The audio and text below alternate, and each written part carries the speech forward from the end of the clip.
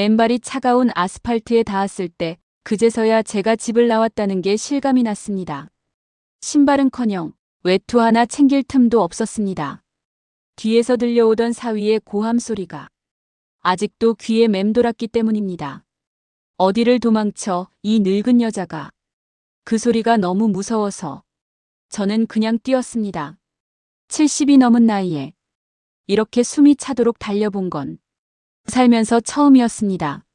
숨이 막히고 가슴이 찢어질 것 같았지만 멈출 수가 없었습니다.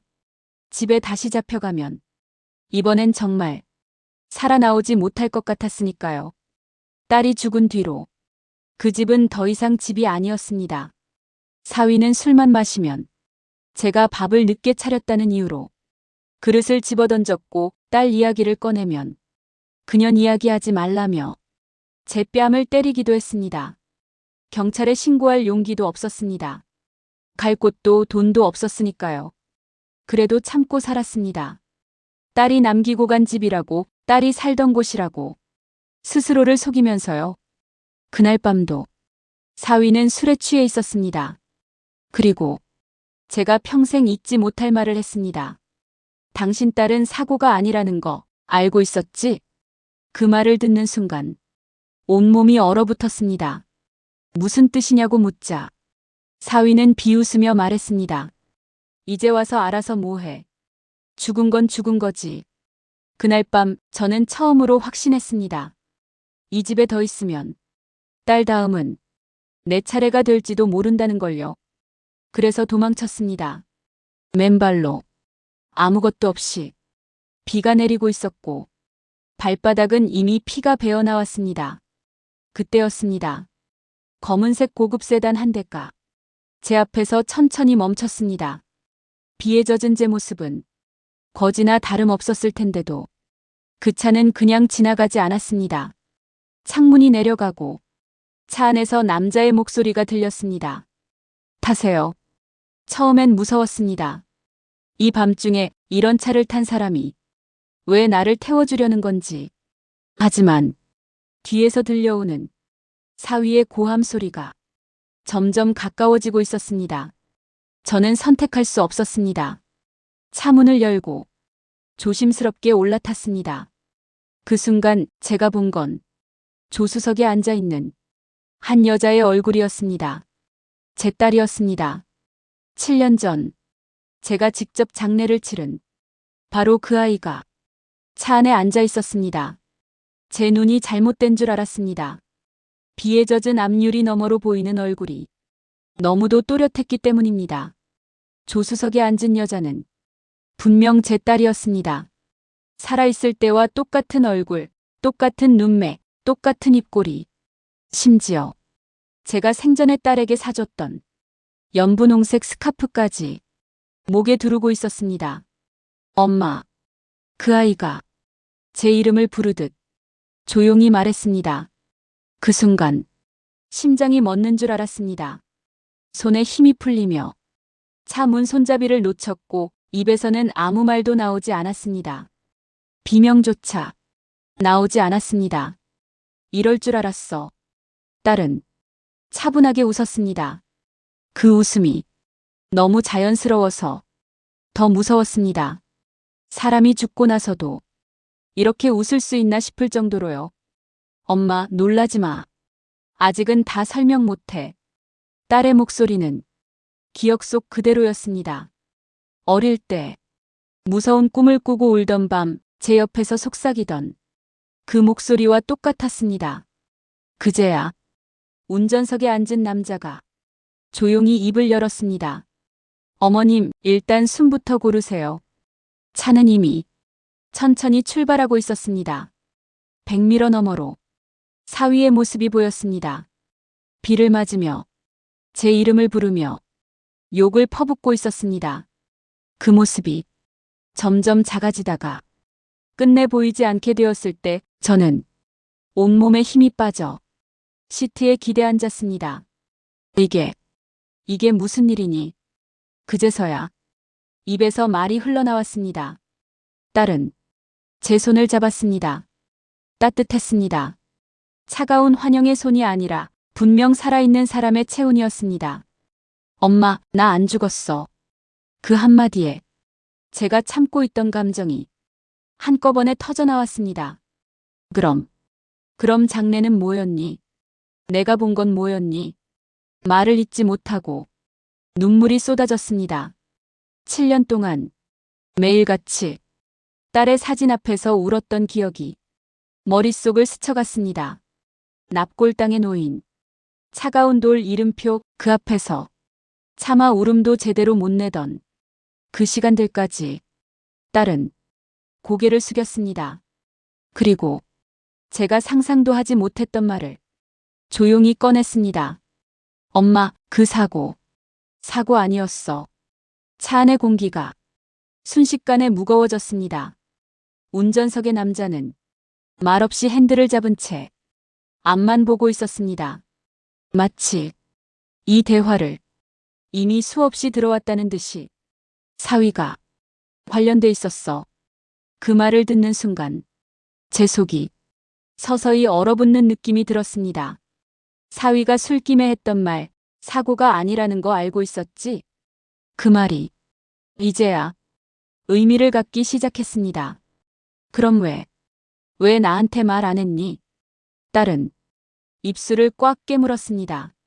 그리고 눈물을 삼키며 말했습니다. 엄마를 지키려고. 딸은 그날 밤의 일을 차분히 설명하기 시작했습니다. 사위는 큰 빚을 지고 있었고 딸 명의로 보험을 들어두었다는 것. 딸이 우연히 그 사실을 알게 되었고 그날 밤 사위와 크게 다퉜다는 것. 엄마, 그 사람이 날 진짜로 죽이려고 했어. 그 말을 들으며 제 손이 덜덜 떨리기 시작했습니다. 딸은 계속 말을 이었습니다. 근데 그 사람이 완전히 성공하지는 못했어. 딸은 우연히 지나가던 한 사람의 도움으로 목숨을 건졌다고 했습니다. 그리고 그 사람, 바로 저 사람. 딸은 운전석을 향해 고개를 돌렸습니다. 그제서야 남자가 백미러로 저를 바라보았습니다. 그 눈빛은 차갑지도 따뜻하지도 않았습니다. 다만 아주 깊은 후회와 책임감이 섞인 눈빛이었습니다. 어머님, 남자가 말했습니다. 저는 그날 밤 사고 현장을 목격한 사람입니다. 제 숨이 가늘어졌습니다. 차는 도시 외곽을 향해 조용히 달리고 있었습니다. 그리고 저는 이제야 깨달았습니다. 이 차는 우연히 멈춘 게 아니라는 걸. 이 만남 역시 우연이 아니라는 걸. 차는 도시의 불빛을 벗어나 점점 어두운 길로 들어섰습니다. 창밖에는 가로등 몇 개만 희미하게 지나가고 있었습니다. 딸은 창밖을 바라본 채 한동안 아무 말도 하지 않았습니다. 마치 이야기를 어디서부터 꺼내야 할지 정리하는 사람처럼요. 엄마가 제일 힘들어할 걸 알고 있었어. 딸은 낮은 목소리로 입을 열었습니다. 그래서 말 못했어. 그 말이 제 가슴을 찔렀습니다. 어미가 자식 걱정해서 참는 건 익숙했지만 자식이 어미를 지키려고 7년을 숨었다는 사실은 도저히 받아들이기 어려웠습니다. 그날 이후로 나는 공식적으로 죽은 사람이었어. 딸은 그렇게 말했습니다. 사위는 사고 직후 아주 빠르게 움직였다고 했습니다. 병원보다 먼저 경찰과 보험사에 연락했고 사고 상황을 자신에게 유리하게 정리해 두었다는 겁니다. 목격자도 없었고 블랙박스도 그 사람 손에 있었어. 딸은 고개를 숙이며 말했습니다. 그 사람은 이미 다 준비해 둔 상태였어. 저는 그제서야 깨달았습니다. 그 집에서 사위가 늘 저를 통제하려 했던 이유를. 전화도 마음대로 못하게 하고 밖에 나가는 것도 감시하고 사람을 만나면 누구를 만났는지 꼬치꼬치 캐묻던 이유를 엄마가 조금이라도 의심하면 위험해질까봐 딸은 제 손을 꼭 잡았습니다. 그래서 엄마만은 끝까지 모르게 하자고 결심했어. 그 순간 저는 차라리 몰랐던 게 나았을지도 모른다는 생각이 들었습니다. 알고 나니 이 고통을 어디에도 내려놓을 수가 없었기 때문입니다. 그럼 넌 그동안 어디서 지냈니? 제 목소리는 이미 많이 잠겨 있었습니다. 딸은 잠시 망설이다가 말했습니다. 여기. 운전석의 남자가 조용히 입을 열었습니다. 어머님, 정확히 말하면 제 가족과 함께였습니다. 그는 자신을 사고 현장을 목격했던 평범한 회사원이라고 소개했습니다. 그날 밤 차에서 내려 쓰러져 있던 딸을 발견했고 숨이 붙어 있다는 걸 알고 병원으로 데려갔다고 했습니다. 하지만 이미 신고가 들어가 있었고 사망 처리까지 진행되고 있더군요. 그의 말은 담담했지만 내용은 참혹했습니다. 그때 이 아이가 말했습니다. 남자는 잠시 숨을 고른 뒤 말을 이었습니다. 저를 죽은 사람으로 놔달라고요. 제 가슴이 쿵 내려앉았습니다. 처음엔 미친 소리라고 생각했습니다. 남자는 솔직하게 말했습니다. 하지만 이 아이의 눈이 너무 또렷해서 그는 자신이 사위의 이름을 들었고 이미 몇 건이 수상한 보험 사고가 그 이름과 얽혀 있다는 걸 알고 있었다고 했습니다. 그래서 경찰에 알리기보다 시간을 벌기로 했습니다. 그 선택이 7년이 될 줄은 그도 몰랐다고 했습니다. 딸은 그동안 다른 이름으로 살았습니다. 다른 얼굴, 다른 신분으로 병원도, 관공서도, 사람 관계도 모두 끊은 채로요. 엄마가 제일 보고 싶었어. 딸의 눈에서 눈물이 떨어졌습니다. 근데 엄마가 다칠까봐 참았어.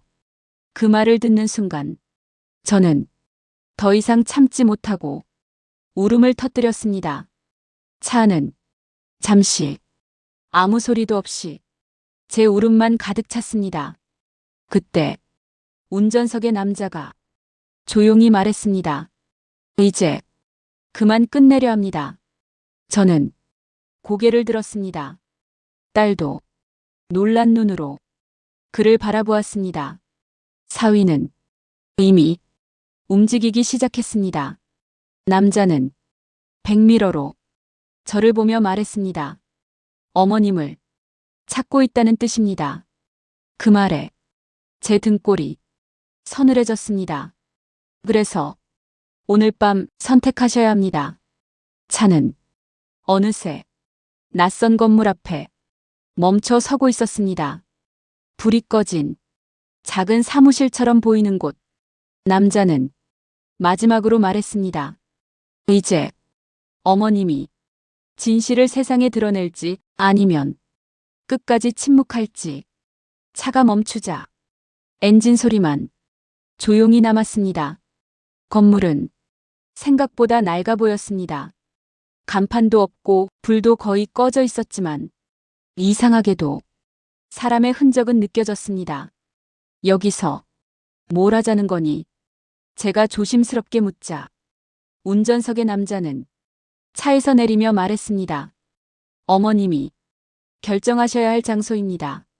문을 열고 내리자 차가운 밤 공기가 맨발에 다시 닿았습니다. 그제야 딸이 제 발을 내려다보았습니다. 그리고 입술을 깨물며 말했습니다. 엄마, 미안해. 딸은 제가 맨발이라는 걸 그제서야 제대로 본 것 같았습니다. 저는 괜찮다고 말하려 했지만 말이 나오지 않았습니다. 이 아이가 7년 동안 겪었을 시간을 생각하니 발바닥의 상처쯤은 아무것도 아니었기 때문입니다. 건물 안으로 들어가자 작은 사무실이 나왔습니다. 벽에는 종이 파일들이 가득 꽂혀 있었고 탁자 위에는 노트북 한 대가 켜져 있었습니다. 이게 그 사람의 기록입니다. 남자는 노트북 화면을 저희에게 돌려주었습니다. 화면에는 사위의 이름이 선명하게 떠 있었습니다. 보험계약서, 통화 녹취, 계좌 거래 내역, 그리고 제가 처음 보는 여러 장의 사진들. 이게 다 뭐니? 제가 중얼거리자 남자는 차분히 설명했습니다. 사위는 한 번도 우연에 기대지 않았습니다. 모든 사고가 보험 가입 직후에 집중되어 있었고 피해자는 모두 가족이거나 가족에 준하는 사람들이었습니다. 딸은 모니터를 보며 고개를 숙였습니다. 나 말고도 있었어. 그 말이 제 가슴을 찢어 놓았습니다. 이 아이는 자기 한 사람의 고통이 아니라 다른 사람들의 삶까지 혼자 짊어지고 있었던 겁니다. 그런데 왜 지금까지 안 잡힌 거죠? 제가 묻자 남자는 잠시 말을 멈췄다가 답했습니다. 증언자가 없었기 때문입니다. 딸은 그 말의 의미를 알고 있었습니다. 그래서 아무 말도 하지 못하고 그저 서 있었습니다. 딸이 살아있다는 사실이 드러나면 제가 말을 잇자 남자는 고개를 끄덕였습니다. 모든 증거가 한꺼번에 움직입니다. 그 순간 딸이 제 손을 잡았습니다. 그 손이 조금 떨리고 있었습니다. 엄마. 딸은 처음으로 단호한 목소리로 말했습니다. 이번엔 내가 선택할 차례야. 딸은 이미 마음을 정해둔 얼굴이었습니다.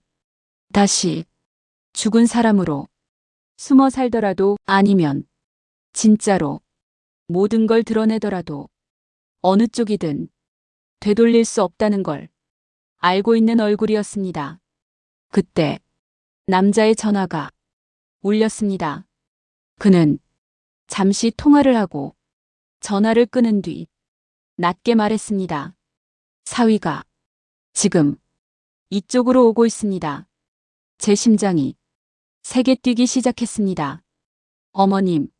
남자는 제 눈을 보며 말했습니다. 이제 정말로 결정하셔야 합니다. 딸을 다시 세상에 내놓을지 아니면 이 아이를 영원히 그림자로 남길지. 딸은 아무 말 없이 저를 바라보았습니다. 7년 동안 한 번도 하지 못했던 부탁을 눈으로 하고 있었습니다. 그 순간 저는 깨달았습니다.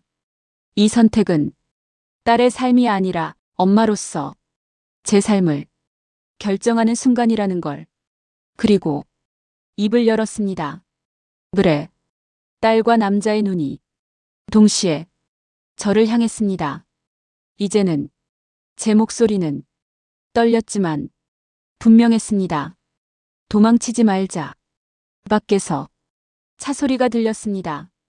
타이어가 자갈을 밟는 소리, 엔진을 급하게 끄는 소리.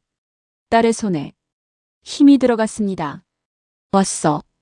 딸의 목소리는 아주 작았지만 확신에 차 있었습니다. 문 밖에서 발소리가 가까워졌습니다.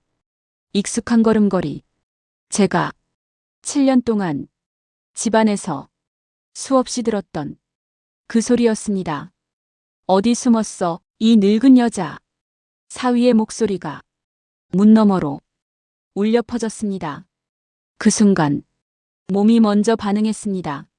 무릎이 굳고 숨이 막혔습니다. 하지만 이번엔 도망치지 않았습니다. 문이 거칠게 열렸습니다. 사위는 제 꼴을 보고 비웃었습니다. 꼴이 아주 가관이네. 그러다 그의 시선이 딸에게로 옮겨갔습니다. 시간이 멈춘 것 같았습니다. 사위의 얼굴에서 피가 순식간에 사라졌습니다. 뭐야? 딸은 아주 천천히 앞으로 나섰습니다. 오랜만이야. 사위는 웃으려 했습니다. 하지만 입꼬리가 떨렸습니다. 미친 거야? 환각 보냐? 그는 제 쪽을 보며 소리쳤습니다. 어머니, 이런 짓까지 해서 나 엿먹이려고요? 딸은 고개를 저었습니다. 당신이 그날 밤 어디서 뭘 했는지, 보험을 언제 들었는지, 사고 직전에 누구랑 통화했는지, 딸의 말이 하나씩 떨어질 때마다 사위의 얼굴이 굳어갔습니다. 전부 기록돼 있어. 딸은 노트북 화면을 가리켰습니다.